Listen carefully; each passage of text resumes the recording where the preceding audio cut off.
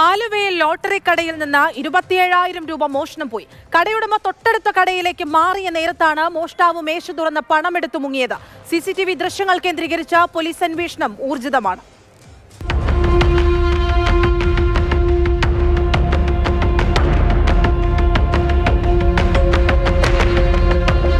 Aluva private bus സ്റ്റാൻഡിലെ ആദി lucky centre എന്ന കടയിലാണ് ഇന്നലെ ഉച്ചയോടെ മോഷണം നടന്നത്.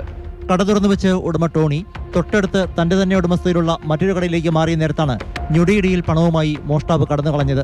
ഓണം ബമ്പർ ടിക്കറ്റുകൾ വിറ്റ് കിട്ടിയ തുക മുഴുവനും തന്നെ കടയിലെ മേശയുടെ വലിപ്പിൽ സൂക്ഷിച്ചിരുന്നു.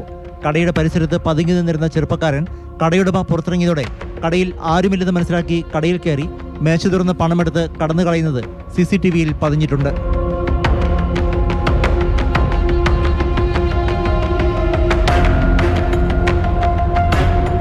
അജ്ഞാതനായ ഒരാൾ കടയിൽ നിന്ന് ഇറങ്ങിപ്പോകുന്നത് കൊണ്ട് പന്തികേട് തോന്നിയ ഒരു പരിസരവാസി വിളിച്ചു പറഞ്ഞപ്പോഴാണ് ലോട്ടറി കടയുടമ കടയിൽ വന്ന് പണം എണ്ണി നോക്കിയത്. അപ്പോഴാണ് 27,000 രൂപ നഷ്ടപ്പെട്ടതായി മനസ്സിലായത്. ഇന്നലെ ഉച്ചയ്ക്ക് 3 മണി ആ സമയമുണ്ടോ അപ്പുറത്ത് നമ്മുടെ കട തന്നെയാണ്. അപ്പോൾ അപ്പയും ഹോസ്പിറ്റൽ വരെ പോയിക്കണായിരുന്നു. ഞാൻ ജസ്റ്റ് അവിടെ ഒരാൾ അപ്പം അങ്ങോട്ടേക്ക് പോയതാണ്. ഇയാൾ അതിനോട് ഒന്ന് ഇങ്ങനെ വഴിയൊക്കെ ചെയ്യുന്നുണ്ടായിരുന്നു. ഒഴിവാക്കി വിട്ടതാണ്. അപ്പം ഞാൻ രണ്ടപ്പുറത്തോട്ട് ഇപ്പോൾ ആ ഗ്യാപ്പിന് ഇതിൻ്റെ അകത്തോട്ട് കയറിയത്. പോലീസിൽ പരാതി നൽകിയിട്ടുണ്ട്. പരിസര പ്രദേശങ്ങളിലെ മറ്റ് CCTV ദൃശ്യങ്ങൾ കേന്ദ്രീകരിച്ചും അന്വേഷണം നടക്കുന്നുണ്ട്.